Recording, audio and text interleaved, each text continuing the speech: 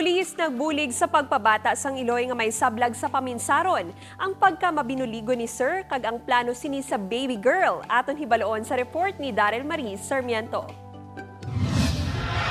To serve and to protect, ini ang ginakabuhi ni Patrolman Vinji Lindres Nebet matapos niya ginbuligan nga mapabata ang isa ka 27 anyos nga babayi nga ginakabig isa ka person with disability sa Haro Plaza sa tong Hunyo 26, 2021 alas 5 sang hapon. Suno kay Patrolman Nebet, way gid siya nagpangduha-duha nga magbulig kaupod ang iya kaupdanan nga sanay Patrolman Roman Paha kag Patrolman Rico Yan Inocencio sang makitang babayi nga nagapasakit na. So not only nga serve and protect lang amon obligation but also nga maka-provide pagid kag maka-help pagid sa palibot. Matapos ang pagpabata, gindulong pa nila sa ospital ang babayi kag sang ginassess sa mga doktor, healthy baby girl ang nabunag. Bangod na tandoged ang tagipusoon sang pulis. Plano niya kag sang iya sini partner nga i-adapt na lang ang healthy baby girl. Daniela Rose kon baby star ang luyag nga ipangalan nila sa cute nga bata.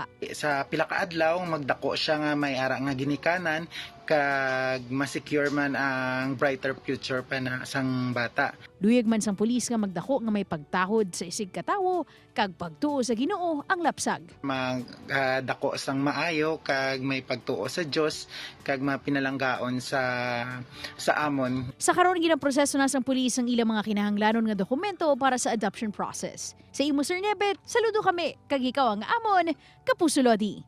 Upod kay Hans Desierto, Daryl Marie Sarmiento, One Western Visayas.